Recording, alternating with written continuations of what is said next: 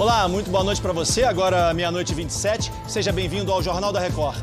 Você vai ver hoje: Justiça determina que o Hospital das Forças Armadas revele os casos de coronavírus. Governo federal prevê colapso da saúde até abril e recuperação só em setembro. E o reconhecimento da população brasileira pelo trabalho dos profissionais da saúde. Agora, no Jornal da Record.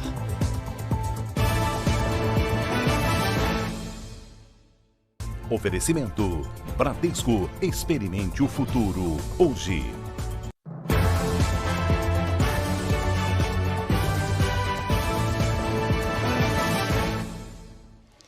Um incêndio destruiu agora há pouco um apartamento na orla da Barra da Tijuca. Quem tem as informações ao vivo do Rio de Janeiro é o Pedro Paulo Filho. Boa noite, Pedro. Boa noite, Leandro. Boa noite a todos. Olha, as chamas atingiram uma cobertura de um prédio que fica na Avenida Lúcio Costa, na praia da zona oeste da cidade. A fumaça e a altura das labaredas chamaram a atenção e assustaram moradores de prédios vizinhos. Alguns deles gravaram vídeos, enquanto outros tentaram até apagar o fogo. Apesar da chuva fraca, no momento do incêndio, as chamas persistiam. Bombeiros do quartel do bairro foram acionados. De acordo com os militares, 2 pessoas que estavam dentro do imóvel precisaram de atendimento médico porque inalaram muita fumaça. Leandro. Obrigado, Pedro Paulo Filho, falando ao vivo do Rio de Janeiro. O ministro da Saúde, Luiz Henrique Mandetta, declarou que o sistema de saúde pode entrar em colapso até o fim de abril por causa do aumento dos casos de coronavírus. Vamos a Brasília com o Alessandro Saturno, que tem mais informações ao vivo. Boa noite, Alessandro, com você. Olá, Leandro. Boa noite para você, boa noite a todos. Olha, essa declaração do ministro da Saúde, Luiz Henrique Mandetta, foi dada no Palácio do Planalto durante uma videoconferência com empresários. Mandetta pediu ajuda da população, isso porque, segundo ele, o sistema de saúde não vai suportar a quantidade de pessoas infectadas, que deve aumentar bastante nos próximos dias. Ainda segundo o ministro, os meses de abril, maio e junho serão os mais críticos. Vamos ouvir aí o que o ministro disse. Se não fizermos nada, continuarmos a 100 km por hora, toda a nossa sociedade a vapor, todo mundo fazendo as coisas desnecessárias ou não essenciais nesse momento, nós teremos um grande problema. O difícil é, e nós estamos fazendo isso, o que é essencial? Essencial é alimento. Se fechar tudo, como é que as pessoas vão se alimentar? Cloro para pôr na água no Brasil inteiro tem que ser colocado. Como fazer a movimentação dos medicamentos? Como fazer com que o trabalhador numa grande cidade, da unidade de saúde, saia da comunidade e chegue no hospital, se ele depende do transporte público? Fecha o transporte público e não chega ninguém, eu tenho um colapso por falta de trabalhador. Essas decisões de interromper ou fechar são muito fáceis de ser feitas. Elas precisam ser muito precisas, muito pensadas e muito organizadas. Pelo menos 22 pessoas da comitiva que acompanhou o presidente Jair Bolsonaro nos Estados Unidos estão infectadas com o novo coronavírus. Nessa sexta, o presidente disse que pode fazer um terceiro exame para saber se está com a doença. Então voltamos a Brasília com o Alessandro Saturno. É isso mesmo, Alessandro? Isso mesmo, viu, Leandro? Olha, os 2 primeiros exames que o presidente Jair Bolsonaro fez deram negativo para o coronavírus. Agora à noite, uma decisão da Justiça Federal, com base numa ação que foi proposta pelo governo do Distrito Federal, obrigou o Hospital das Forças Armadas a fornecer à Secretaria de Saúde do Distrito Federal todos os nomes das pessoas que fizeram o exame e testaram positivo para o coronavírus. Foi neste Hospital das Forças Armadas que o presidente e parte da comitiva dele fizeram esse exame para saber se estavam ou não com a doença. Mais cedo, durante uma entrevista coletiva no Palácio do Planalto, os jornalistas pediram que o presidente Jair Bolsonaro apresentasse o exame que ele fez. Vamos ouvir aí o que ele disse sobre esse tema. Fiz 2 exames, minha família fez também e deu negativo. Se o médico da presidência, ou até o ministro da Saúde, a qual eu sou subordinado por essa questão, achar que eu devo fazer um novo, sem problema nenhum. Depois da facada não vai ser uma gripezinha que vai me derrubar, não, tá ok? Se o médico ou o ministro da Saúde me recomendar um novo exame, eu farei. Caso contrário, me comportarei como qualquer um de vocês aqui presente. A Justiça de São Paulo determinou o cancelamento das visitas em todos os presídios do estado. Vamos falar ao vivo com a Fabíola Correia, que está em São Paulo e fala com a gente agora. Fabíola, a partir de quando vale essa medida aí? Boa noite, Leandro. Já a partir deste sábado, segundo a juíza Ana Luísa Villanova, a liminar espera conter a proliferação do coronavírus entre os agentes de segurança, os presos, os visitantes e a população em geral. A decisão atende a um pedido do Sindicato dos Agentes Penitenciários. A categoria justifica que limitar um visitante por preso nos finais de semana não seria suficiente para evitar a disseminação do vírus. A Secretaria de Administração Penitenciária de São Paulo tem 10 dias para prestar informações sobre a situação dos presídios. São Paulo tem 9 mortes pelo coronavírus e 286 casos confirmados. Leandro. Obrigado, Fabíola. E o governo de Minas Gerais decidiu fechar todas as divisas do estado na próxima segunda-feira. A medida está no decreto de calamidade enviado hoje à Assembleia Legislativa Mineira. Vamos então falar ao vivo com a Virgínia Nalon, lá em Belo Horizonte. Virgínia, quais são as outras medidas anunciadas? Boa noite para você.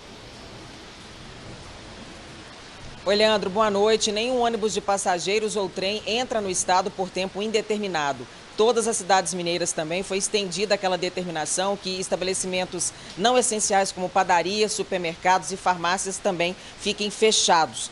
Está proibida a aglomeração de pessoas em restaurantes. Foi determinada também a suspensão das aulas em escolas públicas e privadas.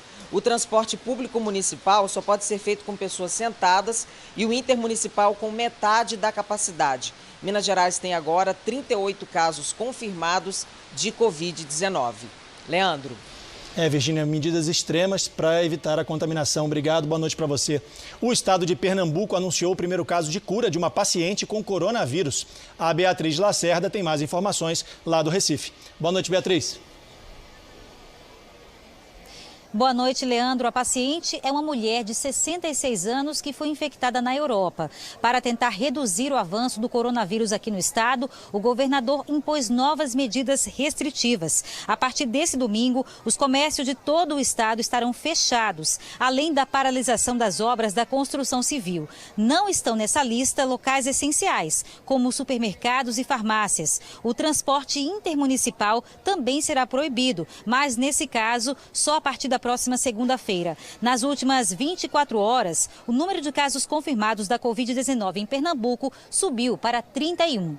Leandro. Obrigado, Beatriz. Nos Estados Unidos, os índices de Nova York fecharam em queda nesta sexta-feira após uma semana turbulenta. Vamos para lá conversar com a correspondente Evelyn Bastos, que tem os detalhes. Boa noite, Evelyn. Olá, Leandro. Muito boa noite para você, boa noite a todos. Olha, os 3 principais índices caíram cerca de 4% e encerraram a pior semana desde 2008. Especialistas afirmam que essa instabilidade pode continuar pelas próximas semanas por causa do aumento no número de casos. Mas, para o segundo semestre, é esperada uma forte recuperação nas ações. Por aqui, nos Estados Unidos, são mais de 18 mil casos e 235 mortes. Os estados de Nova York, Califórnia, Connecticut e Illinois ordenaram que os trabalhadores não essenciais fiquem em casa para evitar novas contaminações. Isso significa que 1 em cada 5 americanos deve cumprir as ordens de ficar em casa. Leandro. Obrigado, Evelyn. E aqui no Brasil, o dólar voltou a cair pelo segundo dia seguido. A gente tem um telão para mostrar para vocês aqui.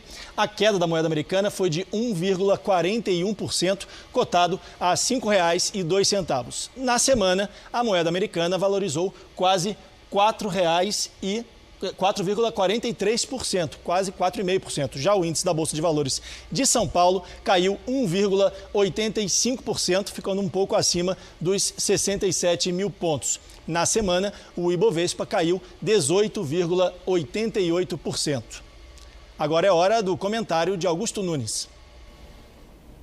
Em comentários anteriores aqui na Record, sugeri que o Congresso ajudasse a financiar a luta contra o coronavírus com os 2 bilhões de reais do fundo eleitoral e os 15 bilhões do orçamento impositivo. A primeira proposta vem ganhando adesões em ritmo acelerado e logo será aprovada.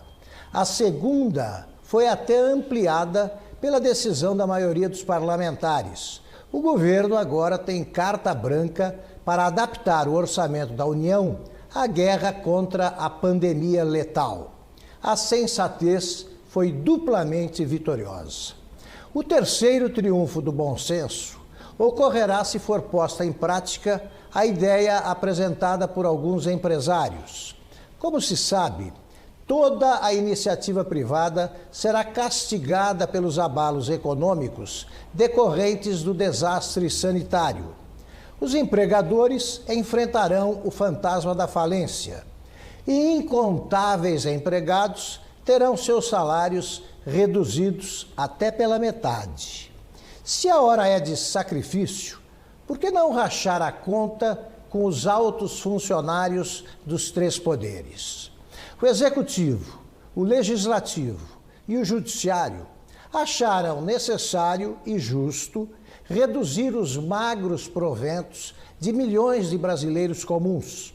Não considerarão abusivo um corte na pequena fortuna recebida mensalmente por deputados, senadores, ministros de Estado, ministros do Supremo e outros contemplados com rendimentos superlativos.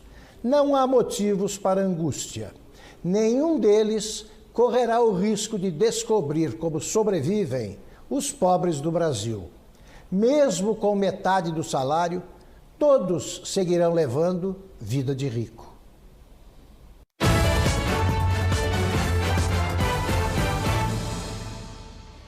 O bilionário Michael Bloomberg anunciou que vai doar 90 milhões de reais para o Partido Democrata. O dinheiro é uma ajuda à campanha do candidato que vai concorrer contra o presidente Donald Trump nas eleições do dia 3 de novembro. Quando desistiu da disputa pela presidência, Bloomberg garantiu que manteria o apoio ao Partido Democrata. Ele gastou mais de 4 bilhões de reais na própria campanha. O fim da temporada de cruzeiros no Rio de Janeiro foi antecipado por causa da pandemia de coronavírus. Então a gente volta até o Rio de Janeiro com Pedro Paulo Filho. Pedro, conta pra gente o que vai acontecer com os navios que estão atracados nesse momento. Olha, Leandro, tanto a embarcação que chegou nesta sexta como a outra que está aqui no porto desde segunda-feira já aportaram vazias. E agora elas vão seguir viagem apenas com a tripulação. A entrada de navios de turistas na cidade do Rio de Janeiro está proibida por 15 dias desde a meia-noite de hoje.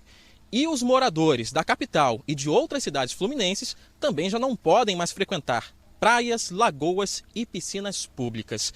O Rio de Janeiro tem até agora 109 casos registrados de coronavírus, 89 deles aqui na capital, que a partir de agora também está fechada para ônibus e carros de aplicativos vindos de outros municípios da região metropolitana. Leandro. Obrigado, Pedro Paulo Filho. Boa noite para você. Se protege da chuva aí, né? Os motoristas com carteira de habilitação vencida estão liberados para dirigir. O Alessandro Saturno de volta para explicar essa medida. Alessandro, com você.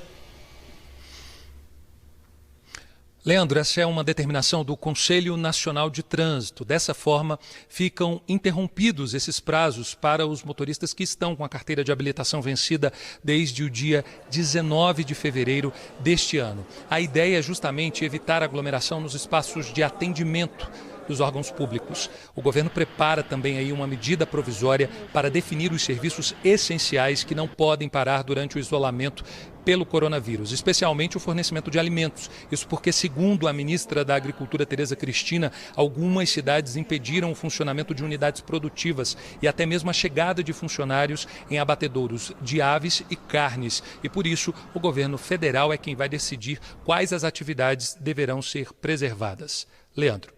Obrigado, Alessandro. Boa noite para você. A pandemia de coronavírus tem trazido também atos de solidariedade ao redor do mundo. Vamos voltar com a Evelyn Bastos, em Nova York. Qual a boa notícia aí, Evelyn? Olha, Leandro, antes vale lembrar que o estado de Nova York é o que mais sofre com o novo coronavírus nos Estados Unidos. São pelo menos 8 mil casos por aqui, o que representa metade dos registros para todo o país.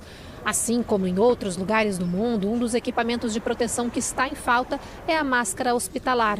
Por isso, nesta sexta-feira, o governador pediu ajuda para conseguir o suprimento. Dispostos a ajudar designers de moda da cidade de Nova York, passaram a oferecer suas equipes e máquinas de costura para aumentar a força-tarefa de produção. Nessa hora, né, Leandro? Toda ajuda para combater o vírus é sempre muito bem-vinda. Eu volto com você. Com certeza, Evelyn. Boa noite para você. O governo japonês pretende retomar as aulas em abril, quando geralmente começa o ano letivo no país. O ministro da Educação japonês descartou estender o fechamento das escolas para conter infecções por coronavírus. No mês passado, o primeiro-ministro Shinzo Abe pediu que todo o sistema escolar fechasse até o final de março para ajudar a conter o novo vírus. Por conta do coronavírus, muitas academias e escolas de dança tiveram que permanecer fechadas. O movimento agora é improvisado. A atriz e coreógrafa Debbie Allen decidiu dar aulas de dança pela internet. A ideia inspirou estudantes do mundo todo a participar da aula online. Debbie tem uma escola de danças sem fins lucrativos para pessoas de baixa renda na Califórnia. No Canadá, uma família também improvisou para comemorar o aniversário de uma avó por causa do coronavírus. Ellen Lembing tem 85 anos e mora num lar para idosos. A família já planejava uma festa surpresa, mas para não colocar a saúde em risco, o local escolhido foi em frente à janela do quarto da vovó. Uma homenagem que emocionou todo mundo, né? Nessa noite, a população brasileira reconheceu a dedicação dos profissionais de saúde e aplaudiu o trabalho que vem sendo feito em todo o país. E é com essa homenagem, com essa justa homenagem espontânea das pessoas em diversas cidades do país, que a gente termina a edição do Jornal da Record de hoje. Outras informações você acompanha no Fala Brasil na edição de sábado, às 7 da manhã. Boa noite e bom fim de semana.